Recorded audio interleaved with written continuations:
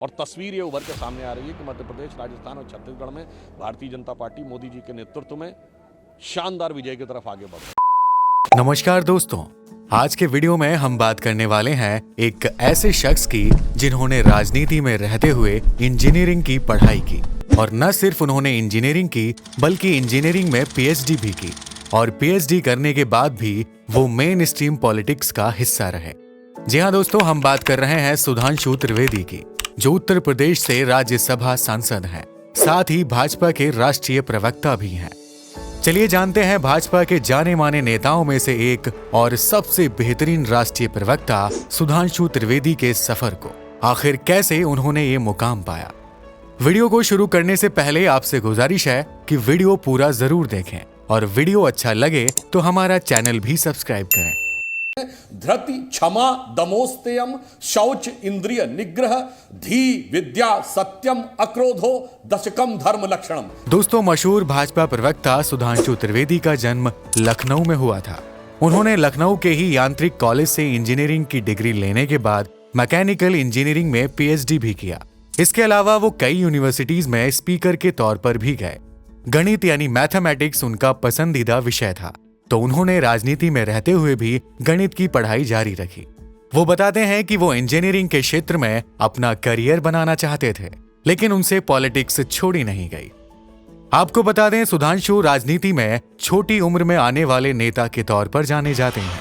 राजनीति के बारे में उनके ज्ञान और रुचि के चलते ही वो मेन स्ट्रीम पॉलिटिक्स में काफी कम उम्र में आ गए थे।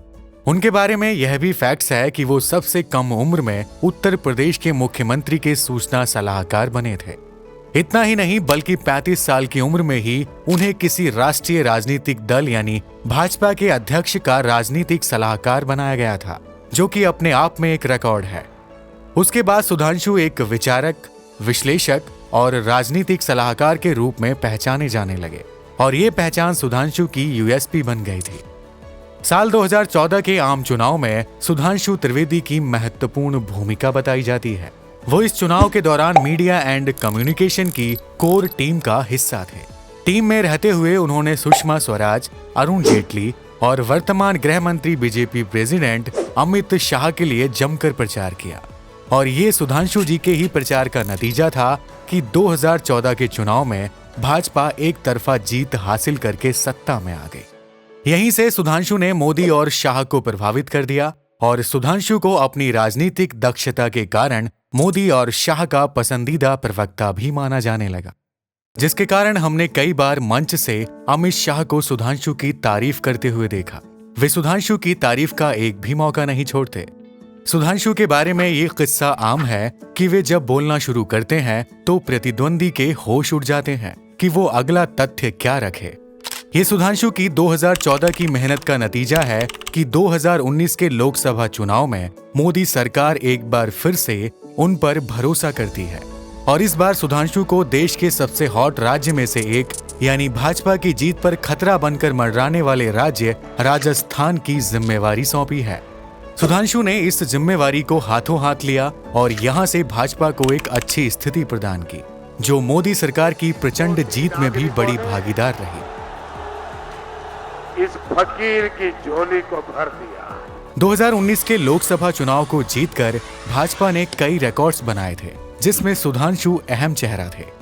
साल 2019 सुधांशु के लिए इसलिए भी खास रहा कि अरुण जेटली की मृत्यु के बाद उत्तर प्रदेश में भाजपा ने उनकी सीट से सुधांशु को चुनावी मैदान में उतारा। तब उत्तर प्रदेश और बिहार की 2-2 सीटों पर उपचुनाव होने वाले थे। भाजपा द्वारा सुधांशु त्रिवेदी का नाम अनाउंस करने के बाद किसी और दल से कोई नेता सुधांशु के खिलाफ खड़ा ही नहीं हुआ और उन्हें निर्विरोध ही जीत मिल गई। दोस्तों, सुधांशु त्रिवेदी की पहचान राज्यसभा सांसद से ज्यादा एक प्रवक्ता की रही है। यूं तो उन्होंने अपने पूरे करियर में एक चालाक और सुलझे प्रवक्ता के रूप में छाप छोड़ी है, मगर क्या ऐसा होता है कि कोई राष्ट्रीय पार्टी का प्रवक्ता हो और उसे कंट्रोवर्सी ना मिले। चलिए नजर डालते हैं सुधांशु त्रिवेदी के उन लम्हों पर जब उन्हें अपने बयानों की वजह से काफी कंट्रोवर्सी देखनी पड़ी हो और कई बार ऐसे मौके भी आए जब उन्हें अपने बयानों के चलते जनता की तरफ से ट्रोलिंग का सामना करना पड़ा। नुपुर शर्मा के मामले में भी सुधांशु का नुपुर के पक्ष में बोलना लोगों को काफी गलत लगा। She has expressed regret She has tendered an apology. और फिर जनता ने सुधांशु को जमकर आड़े हाथों लिया।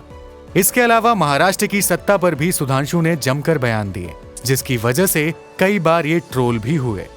तो दोस्तों, ये थी राज्यसभा सांसद और भाजपा के राष्ट्रीय प्रवक्ता सुधांशु त्रिवेदी की जीवन कहानी।